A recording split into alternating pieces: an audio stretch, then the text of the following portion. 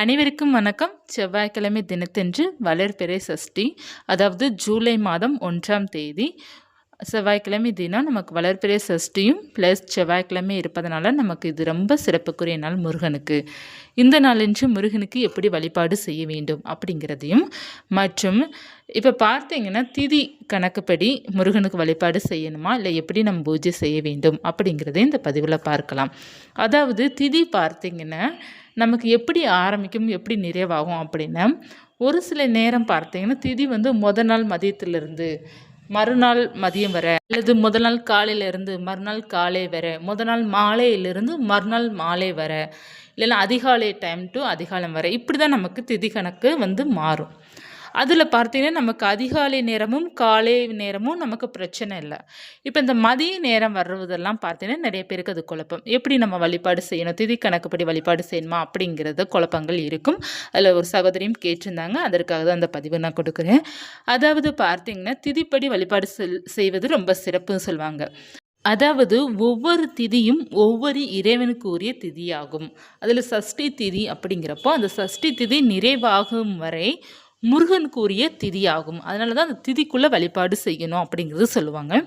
இப்போ பார்த்தீங்கன்னா பொதுவாக பார்த்தீங்கன்னா இந்த அதிகாலை நேரம், அதாவது சூரிய உதயம் ஆரம்பித்த பிறகு நமக்கு திதி இருக்கின்றது அப்படின்னா அந்த நாள் முழுவதும் பார்த்தீங்கன்னா திதி, அந்த திதி தான் நமக்கு கணக்கு வைக்கலாம், அதுவும் தவறில்லை அப்படிங்கிறதும் சொல்லப்பட்டிருக்குது. அதாவது இப்போ பார்த்தீங்கன்னா இதற்கு நான் எக்ஸாம்பிளே சொல்கிறேன். இப்போ நமக்கு செவ்வாய்க்கிழமை பார்த்தீங்கன்னா வளர்பிறை சஷ்டி வருது. ஆனால் பார்த்தீங்கன்னா திதி பார்த்தீங்கன்னா திங்கக்கிழமை மதியத்துலேருந்தே ஸ்டார்ட் ஆகுது. திங்கக்கிழமை ஒரு 2 மணி 1:49 நினைக்கிறேன். திங்கக்கிழமை மதியத்துலேருந்தே நமக்கு சஷ்டி திதி ஸ்டார்ட் ஆகி செவ்வாய்க்கிழமை மதியம் நமக்கு நிறைவாகுது. ஸோ அப்போ நீங்கள் எந்த நேரத்தில் வழிபாடு செய்யலாம் அப்படின்னா, நீங்கள் செவ்வாய்க்கிழமையும் நீங்கள் எடுத்து வழிபாடு செய்யலாம், திங்கக்கிழமை சாயங்காலமும் நீங்கள் வழிபாடு செய்யலாம். ஆனால் நமக்கு அதிகாலை நேரம் செவ்வாய்க்கிழமை நமக்கு இருப்பதனால செவ்வாய்க்கிழமை தான் முருகனுக்கு உரிய நாள். அப்படி இருக்கும்போது நீங்கள் செவ்வாய்க்கிழமை வழிபாடு செய்வது மேற்கொள்வது ரொம்ப விசேஷமாக இருக்கும். அதாவது நீங்கள் சஷ்டி பார்த்தீங்கன்னா காலை தினம் அந்த சஷ்டி திதி இருக்கும் பார்த்தீங்களா, அதை நீங்கள் எடுத்துக்கோங்க. ஏன்னா முருகனுக்கு காலை வழிபாடு ரொம்ப சிறப்புக்குரிய வழிபாடு. அதனால் காலை நீங்கள் வழிபாடு செய்வது ரொம்ப நல்லது. அதில் பார்த்தீங்கன்னா முக்கியமாக இந்த செவ்வாய்க்கிழமை வெள்ளிக்கிழமை தினம்லாம் நமக்கு சஷ்டி வருது அப்படின்னா அந்த நாள் காலையில் நீங்கள் வழிபாடு செய்துக்கோங்க. காலை சூரிய உதயம் ஆரம்பிக்கும் போது அந்த திதி சஷ்டி திதி இருக்குதுன்னா அந்த நாள் முழுவதும் நம்ம எடுத்துக்கலாம். அதனால் நீங்கள் காலையிலும் வழிபாடு செய்யலாம், செவ்வாய்க்கிழமை மாலையிலும் வழிபாடு செய்யலாம். இப்போ இது நம்மளுடைய ஆப்ஷன் தான். நமக்கு திங்கக்கிழமை சாயங்காலமும் சஷ்டிக்குள்ள பூஜையை நம்ம செய்யலாம், ஆனால் செவ்வாய்க்கிழமையும் செய்யலாம், செவ்வாய்க்கிழமை மாலை நேரமும் நம்ம செய்யலாம். அதனால் நீங்கள் எந்த நாள் நீங்கள் எடுக்கலாம் அப்படின்னா செவ்வாய்க்கிழமையை நீங்கள் எடுத்துக்கலாம். ஏன்னா செவ்வாய்க்கிழமை தான் சூரிய உதயம் ஆரம்பித்த பிறகு நமக்கு சஷ்டி திதி இருக்கும். அதனால் செவ்வாய்க்கிழமை வழிபாடு தான் மிக மிக சிறப்புக்குரிய வழிபாடாக இருக்கும். நீங்கள் செவ்வாய்க்கிழமை எடுத்துக்கலாம். இப்போ பார்த்தீங்கன்னா நீங்கள் இதில் திதியை நீங்கள் பார்க்க தேவையில்லை. முருகனுடைய வழிபாட்டிற்கு பொறுத்தவரையே நீங்கள் அதிகாலை எடுத்து வழிபாடு செய்வதுதான் ரொம்ப விசேஷமாக இருக்கும். இப்போ நமக்கு கேலண்டர்லேயே பார்த்தீங்கன்னா சஷ்டி திதி அப்படின்ட்டு நமக்கு முருகருடைய படம் எப்போது என்னைக்கு இருக்குதோ அந்த நாளை நீங்கள் எடுத்துக்கோங்க. அதாவது இப்போ திங்கக்கிழமை முருகருடைய படத்தை போட்டு வச்சு சஷ்டி அப்படின்னு சொல்லி போட்டிருந்தாங்கன்னா அந்த நாளை நீங்கள் எடுத்துக்கோங்க. இப்போ செவ்வாய்க்கிழமை போட்டிருக்கிறாங்க அப்படின்னா செவ்வாய்க்கிழமை எடுத்துக்கோங்க, வெள்ளிக்கிழமை போட்டிருக்கிறாங்கன்னா வெள்ளிக்கிழமை எடுத்துக்கோங்க. இதற்கு நீங்கள் குழப்பிக்க வேண்டிய அவசியம் கிடையாது. நீங்கள் எதையும் யோசிக்க வேண்டாம். ஏன்னா சஷ்டி விரதம் நம்ம விரதம் இருக்கிறது காலை டு மாலை வரை தான் நம்ம கணக்கு வச்சுக்கணும். காலை 6 மணிலேருந்து மாலை 6 மணி வரை. நீங்கள் அப்போ செவ்வாய்க்கிழமை காலை 6 மணிக்கு ஸ்டார்ட் பண்ணிவிட்டு மாலை நேரம் பூஜை செய்துட்டு நிறைவு செய்துக்கோங்க. இது ரொம்ப ரொம்ப சிறப்பாக இருக்கும். இல்லை திதிக்குள்ளே வழிபாடு செய்வதான சிறப்பு அப்படி இருப்பவர்கள் திங்கக்கிழமை சாயங்காலத்திலேருந்து செவ்வாய்க்கிழமை ஒரு மாலை நேரத்துக்குள்ளே பூஜை செய்துக்கொள்ளலாம். அக்கா நீங்கள் உங்களுடைய பர்சனலாக நீங்கள் எப்படி சஷ்டி திதி நீங்கள் எடுத்துப்பீங்க அப்படின்னு நீங்கள் கேட்குறீங்க அப்படின்னா, நான் காலை நேரம் தான் எடுப்பேன். ஏன்னா காலை நேரம் தான் எங்களுக்கு விசேஷமான நேரம். அதாவது எங்கள் வீட்டு பக்கத்தில் இருக்கிற கோவிலில் காலை தான் அபிஷேகம் பண்ணுவாங்க. முருகனுக்கு சிறப்பு அபிஷேகம் சஷ்டிக்கு காலை நேரத்தில் பண்ணுறதுனால நான் எப்போதுமே காலை நேரம் தான் எடுத்துப்பேன். ஏன்னா காலையில் தான் பார்த்தீங்கன்னா சஷ்டி தினத்தன்று அபிஷேகத்திற்கு பொருள் வாங்கி கொடுப்பறது எல்லாமே நான் காலை நேரம் தான். அதனால் நான் மாலை நேரம் அந்தளவுக்கு நான் சஷ்டி பூஜைக்கு கோயிலுக்கு போகிற பழக்கம்லாம் எனக்கு கிடையாது. காலையில் தான் எனக்கு இருக்குது. நான் காலையிலே போயிட்டு வந்துடுவேன்.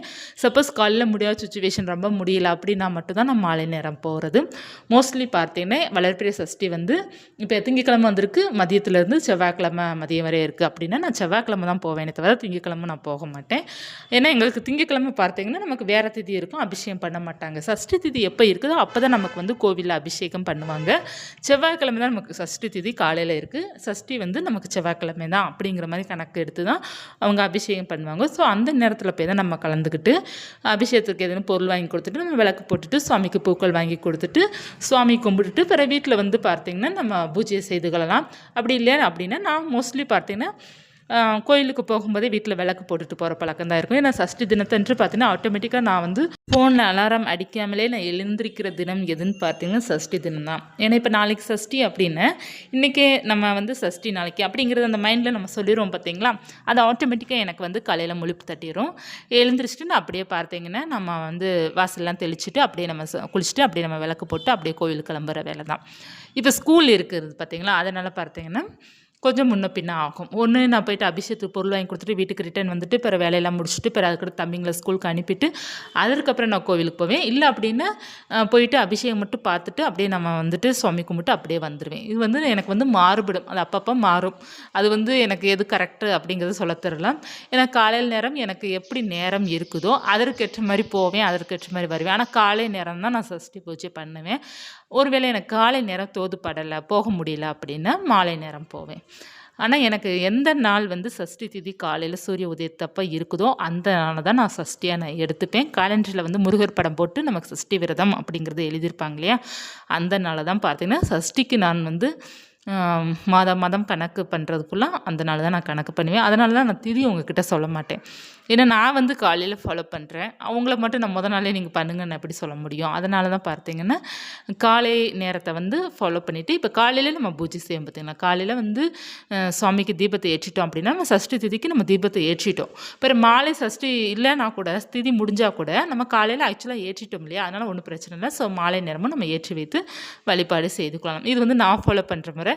நீங்கள் என்னத்தான் ஃபாலோ பண்ணணும்னு நான் சொல்ல வரலாம், நான் என்ன பண்ணுறேன் அப்படிங்கிறதுக்காக நான் சொல்கிறேன். ஏன்னா நான் வந்து சஷ்டி வந்து தொடர்ந்து பண்ணுவேன், சாமி கும்பிடுவேன், அபிஷேகத்துக்கு பொருள் வாங்கி கொடுக்குறேன். இந்த பழக்கம் எனக்கு ரொட்டீனாக இருக்குது, அதனால் நான் உங்ககிட்ட சொல்கிறேன். இப்போ இல்லை நம்ம கோயிலுக்கு போகும்போது வீட்டில் இருந்தபடி தான் வழிபாடு செஞ்சாலும் நீங்கள் செவ்வாய்க்கிழமையே எடுத்து வழிபாடு செய்யலாங்க. சஷ்டி வந்து காலையில் இருந்தாலே போதும். காலையிலே முருகனை வழிபாடு செய்யணும், சாயங்காலம் வழிபாடு செய்யணும். ஏன்னா முருகனுக்குரிய நேரம் வந்து 2 நேரமே இருக்குது. காலையும் பூஜை நேரம் இருக்குது, மாலை நேரமும் இருக்குது. அதனால் 2 நேரமே சிறப்புக்குரிய நேரம் தான். அதனால் நீங்கள் வந்து குழப்பிக்க தேவையில்லை. அதுக்கப்புறம் பார்த்தீங்கன்னா ஒரு சகோதரி எனக்கு முக்கியமாக கேட்டிருந்த ஒரு கொஸ்டின் வந்து, நீங்களாம் சஷ்டி பூஜை கிருத்திகை பூஜைலாம் செய்வீங்க இல்லையா, நீங்கள் எதற்கு வீடியோ போட மாட்டேங்கிறீங்க, எப்படி நீங்கள் வந்து பண்ணுறீங்கன்னு ஏன் போட மாட்டேங்கிறீங்க அப்படிங்கிறத ஒரு சகோதரி கேட்டிருந்தீங்க. அதாவது பார்த்தீங்கன்னா சகோதரி, இப்போ வந்து நான் வந்து டெமோவாக எடுக்கிற மாதிரி இருந்தால் உங்களுக்கு போடலாம், இந்த மாதிரி செய்யுங்க அப்படிங்கிறது போடலாம். இப்போ வந்து நான் டெமோ வீடியோ எது எடுக்கிறது இல்லை, எல்லாத்துக்கும் பேசிக்கெல்லாம் தெரியும். நம்ம வந்து அந்த சுவாமி கும்புறதை நம்ம போடுற மாதிரி இருக்குது. அப்படி போடும்போது என்ன ஆகுது அப்படின்னா அடுத்து நான் பூஜை பண்ணும்போது எனக்கு தடங்கள் ஏற்படுது. எனக்கு வந்து இன்னொரு சேனலும் ஒன்று இருக்குது. அந்த சேனலில் பார்த்தீங்கன்னா நான் நிறையா வீடியோஸ் நான் கொடுத்துருப்பேன். சஷ்டி பூஜை பண்ணுறதுலாம் நான் நிறையா கொடுத்துருந்தேன். நிறைய மகாலட்சுமி தயார் பூஜை இதெல்லாம் நிறைய நான் கொடுத்துருப்பேன். எப்போது நான் அதை கொடுக்க ஆரம்பித்தேனோ அப்போ வந்து என்னுடைய பூஜைகளில் மிகப்பெரிய தடங்கள் ஏற்பட்டுருச்சு. அதாவது பார்த்தீங்கன்னா என்னாச்சு அப்படின்னா, எனக்கு வந்து அதுக்கப்புறம் வந்து எனக்கு பூஜை பண்ண முடியாத சூழ்நிலை, அடிக்கடி ஹெல்த் இஷ்யூஸ் இந்த மாதிரி வந்து பார்த்தீங்கன்னா முக்கியமான நாட்கள்லாம் நிறைய தடங்கள் ஆக ஆரம்பிச்சிச்சு. ஸோ அப்படி இருக்கும்போது தான் நான் வந்து அதுக்கப்புறம் வந்து வீடியோஸ்லாம் எடுக்கிறத விட்டுட்டேன். ஏன்னா சப்ஸ்கிரைபர் நீங்கள் வந்து யாருன்னு எனக்கு தெரியாது, நான் யாருன்னு உங்களுக்கு தெரியாது. ஆனால் நம்மளுடைய சேனல் நம்ம வச்சுருக்கோம் அப்படின்னா சொந்தம் பந்தம் ஃப்ரெண்ட்ஸ் சர்க்கிள் இப்போ அக்கம் பக்கத்தில் ஒரு சில பேத்துக்கு தெரிஞ்சிடுது, என்னோடய வாய்ஸை வச்சு கண்டுபிடிச்சிட்றாங்க. எப்படி தெரிஞ்சு இப்படிலாம் நீ பூஜை பண்ணுவியா அப்படிங்கிறத கேட்குறாங்க. ஸோ அந்த மாதிரி கேட்கும்போது என்ன ஆகுது அப்படின்னா கண்திருஷ்டி காரணமாகவோ இல்லை என்னன்னு தெரியல, ஆனால் நிறைய தடங்கள் வர ஆரம்பிச்சிருச்சு. இப்போ நான் வந்து ஒரு பூஜை லக்ஷ்மி பூஜை அப்படிங்கிறது நான் ரெகுலராக பண்ணிக்கிட்டு இருந்த பூஜை. என்னுடைய லைஃப்பில் பார்த்தீங்கன்னா மகாலட்சுமி பூஜை நான் அப்படி செய்து கொண்டு வந்த பூஜையை என்னால் செய்ய முடியாமல் போயிடுச்சு. அந்த அப்போ இருந்தால் எனக்கு மனசு ரொம்ப கஷ்டமாச்சு. அதே பொருளில் தான் வளர்பிறை சஷ்டியும் நான் வந்து ஒரு 5 வருடமாகவே ஒரு 5 கூடயே இருக்கும். 2017லேருந்து இருக்கும். 2017, 18 இருக்கும். அப்போ இருந்துமே நான் வந்து சஷ்டிக்காக நான் பூஜை நிறையா பண்ணியிருக்கிறேன். பட் நிறைய தடங்கள் எனக்கு ஏற்பட்டது. அதுலேருந்து நான் வீடியோ எடுக்கிறதே விட்டாச்சு. நம்மளுடைய சுவாமியை வந்து நம்ம மற்ற நிறைய பேத்துக்கு நம்மளுடைய பூஜை ரூம் காமிக்கிறதுனால தான் அப்படி இருக்குதோ அப்படிங்கிறதுனால நான் விட்டுட்டேன். டெமோ வீடியோ காமிக்கலாம். டெமோ வந்து நான் இப்படி பண்ணணும் அப்படிங்கிறது தான். அது வேணால் நான் உங்களுக்கு வீடியோவாக எடுத்து போடலாமே தவிர பூஜை பண்ணுறத போட முடியல சகோதரி. போட்டால் செட் ஆக மாட்டேங்குது. நமக்கு தடங்கள் அதிகமாக ஏற்படுது. ஏன்னா ஏற்கனவே பார்த்தீங்கன்னா நம்மளுடைய பூஜை ரூமை வந்து யாருக்கும் காமிக்கக்கூடாது. நிறைய கண்ணு விழுகும். இப்போ வந்து நமக்கு யாருன்னு மூஞ்சி தெரியாதவங்க பிரச்சனை கிடையாது. இப்போ சொந்த பந்தம்லாம் பார்க்குறாங்க இல்லையா, நிறையா நம்மளுடைய வட்டாரத்தில் நமக்கு தெரிஞ்சவங்களாம் பார்க்குறாங்க இல்லையா, அவங்கெல்லாம் பார்த்தீங்கன்னா நம்ம என்னென்ன பூஜை பண்ணுறோம் அப்படிங்கிறது அவங்க மைண்டுக்குள்ளே ஓடிக்கிட்டே இருக்கும் போல். என்னென்னே தெரியல. ஆனால் எனக்கு செட் ஆக மாட்டேங்குது. எனக்கு பூஜை ரூம்பு காமிச்சா செட் ஆக மாட்டேங்குது. அதனால தான் நான் காமிக்கிறதே கிடையாது.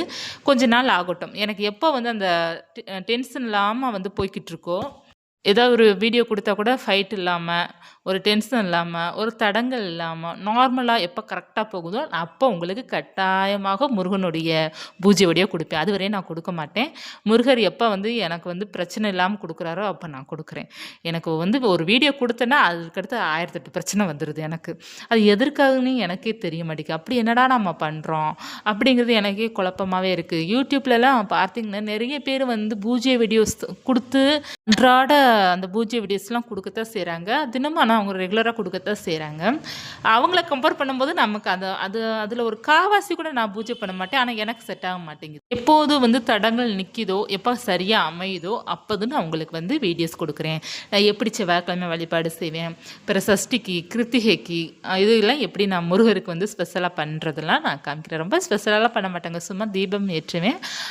கிருத்திகை என்று 6 விளக்கும், சஷ்டி என்று முடிந்தால் 6 விளக்கு ஏற்றுவேன். அப்படி இல்லை 1 அல்லது 2 அகல் விளக்கு ஏற்றுவது, சஷ்டி கவசம் படிக்கிறது, ஏதேனும் நைவேத்தியம் வைக்கிறது, வெற்றிலை பாக்கு முடிந்தால் வைப்பேன். அப்படி இல்லைன்னா ஃப்ரூட்ஸ் மட்டும் வைப்பேன்.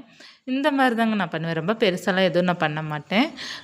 படம் பார்த்தீங்கன்னா நம்மக்கிட்ட வள்ளி தேவானே சேர்ந்து படம் இருக்கும். பூக்கள் பார்த்தீங்கன்னா செவ்வரளி பூக்கள், இல்லைன்னா மல்லிகைப்பூ, இல்லை பிச்சிப்பூ, என்ன பூக்கள் கிடைக்குதோ அதை நான் வாங்கி சுவாமிக்கு வந்து அலங்காரம் செய்துப்பேன். இவ்வளோ தான். என்கிட்ட வேறு ஒன்றும் கிடையாது. நான் படம் வைத்து தான் வழிபாடு செய்வேன். என்கிட்ட சிலையோ வேலோ எதுவுமே கிடையாது. ஏன்னா என்னால் எதுவுமே பராமரிக்க முடியாது. நிறைய ஹெல்த் இஷ்யூஸ் இருக்கனால என்னால் பராமரிக்க முடியாது. எப்பவுமே படம் தான் பெஸ்ட்டு. நம்ம வந்து சிலையோ வேலோ இதெல்லாம் வாங்கி வைக்கிறோம் அப்படின்னா அதெல்லாம் நம்மளால் பராமரிக்க முடியாது. நம்ம ஹெல்த்து நல்லா இருக்கிற வரை தான் தொடர்ந்து நம்ம பூஜை பண்ணுவோம். ஹெல்த்து கொஞ்சம் சரியில்லைலாம் பூஜை பண்ண முடியாது. அதனால் அந்த சிலை இந்த மாதிரிலாம் வேல் வைத்திருக்கோம் அப்படின்னா நம்ம தொடர்ந்து கரெக்டாக நம்ம வந்து அபிஷேகம் பண்ணணும், பூஜை பண்ணணும். அதற்காக என்கிட்ட வந்து சிலை எதுவுமே கிடையாது. என்கிட்ட இருக்கிறது ஃபுல்லாக படங்கள் மட்டும்தான் இருக்கிறாங்க. படத்தை வைத்து வழிபாடு செய்வேன். ஒரு சில இறைவனை வந்து நம்ம வழிபாடு செய்யும்போது நம்ம வந்து இப்போ ஸ்பெஷலாக ஏதாவது ஒரு பூஜை பண்ணுறோம் அப்படின்னா ஒரு விளக்கு ஏற்றி வைத்து அந்த சுவாமி பேரை சொல்லி நம்ம விளக்கேற்றி வைத்து நம்ம வழிபாடு செய்வோம். இப்போ குலதெய்வம் இருக்கிறாங்க அப்படின்னா குலதெய்வத்திற்காக நம்ம வழிபாடு செய்யும்போது அப்படி தான் பேரை சொல்லி நம்ம வழிபாடு செஞ்சாலே போதும். அவங்க வந்து அந்த தீபத்தில் வந்து எழுந்தருளை செய்து நம்மளை வந்து ஆசீர்வாதம் பண்ணுவாங்க. இப்படி தான் நம்ம எளிமையாக வழிபாடு செய்யணும். வீட்டில் வந்து நிறைய பூஜை படங்களை வைக்கிறோம் அப்படின்னா நம்ம ஹெல்த்து நல்லா இருக்கிறவரே நம்ம எல்லாமே மெயின்டைன் பண்ணுவாங்க. ஹெல்த்து கொஞ்சம் சரியில்லாமல் ஆயிடுச்சுன்னா நம்மளால் ஒன்றுமே பண்ண முடியாது. அதனால் சப்போர்ட்டுக்கு நல்ல ஆள் இருக்கிறாங்க அப்படின்னா நம்ம எவ்வளோ வேணாலும் பண்ணலாம். சப்போர்ட்டுக்கு ஆள் இல்லை அப்படின்னா நமக்கு என்ன முடியுதோ அதை வைத்து மட்டும்தான் மெயின்டைன் பண்ணணும். நீங்கள் நிறைய பேர் செய்கின்ற தப்பு என்ன அப்படின்னா நிறைய யூடியூப் சேனலில் பார்த்தீங்கன்னா நிறைய பூஜை வீடியோஸ்லாம் கொடுப்பாங்க. அதை பார்த்து பேருக்கு நம்மளும் இப்படி பூஜை செய்யணும் அப்படிங்கிற ஆசைகள் வந்து வரும்.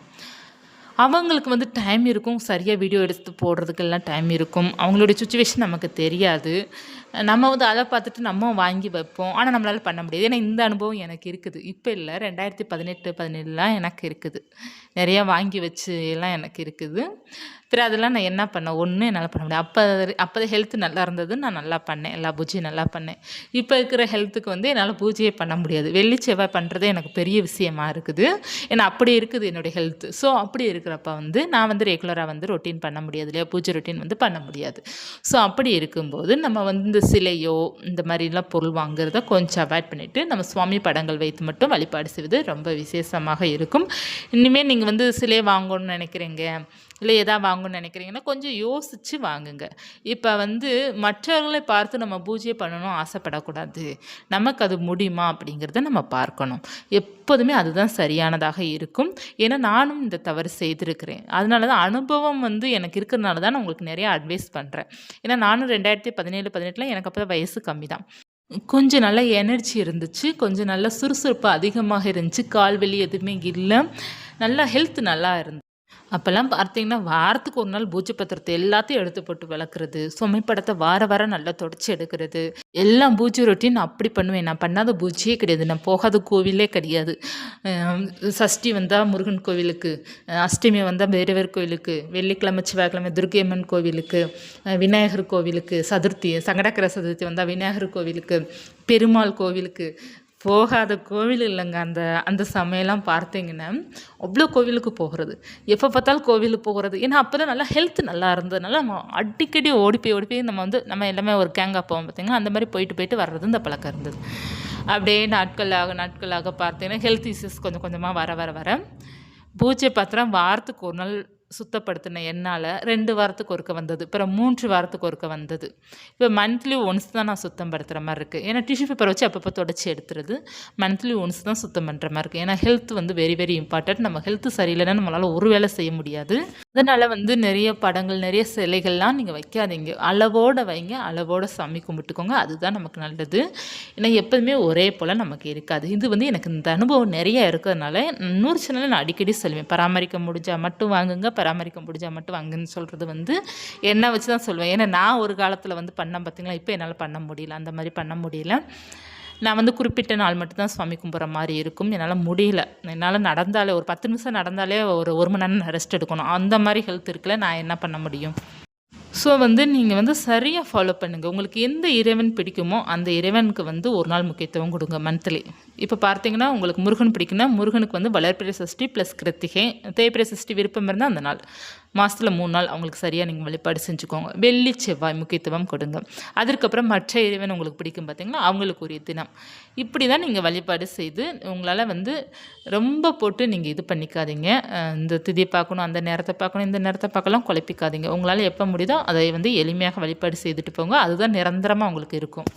அப்படி இல்லைன்னா கொஞ்ச நாள் நம்ம நல்லா விழுந்து சாமி கும்பிடுவோம். அப்புறம் அதுக்கப்புறம் நம்மளால் முடியாது, பிறகு சாமியை கும்பிட மாட்டோம். இந்த மாதிரி தான் நமக்கு சூழ்நிலை அமையும். அதனால் கரெக்டாக இருங்க, சரியாக இருங்க, நிதானமாக இருங்க. அதுதான் உங்களுக்கு பர்ஃபெக்டாக இருக்கும். இந்த பதிவு உங்களுக்கு பயனுள்ளதாக இருக்கும்னு நினைக்கிறேன். இருந்தால் லைக் பண்ணிக்கோங்க. இது போன்ற தகவலுக்கு சேனலை சப்ஸ்கிரைப் பண்ணி வச்சுக்கோங்க. நிறைய அனுபவ விஷயம் தான் உங்களுக்கு நான் சொல்லிக்கிட்டு இருக்கிறேங்க. அதனால் வந்து நம்புங்க. நான் சொல்கிறது வந்து ஓரளவு நீங்கள் ஃபாலோ பண்ணுங்கள். எல்லாத்தையும் ஃபாலோ பண்ணணும்னு அவசியம் இல்லை.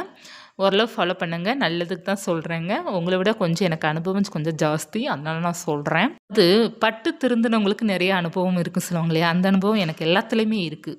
நான் வந்து ஒரு சுவாமிக்கு மட்டும் நான் சொல்லுவாங்க, எல்லாத்துலேயுமே இந்த அனுபவம் இருக்குது. ஒரு பண விஷயத்துலையும் சரி, எல்லா விஷயத்துலையும் அடி வாங்கி தான் முன்னேறி வந்திருக்கோம்.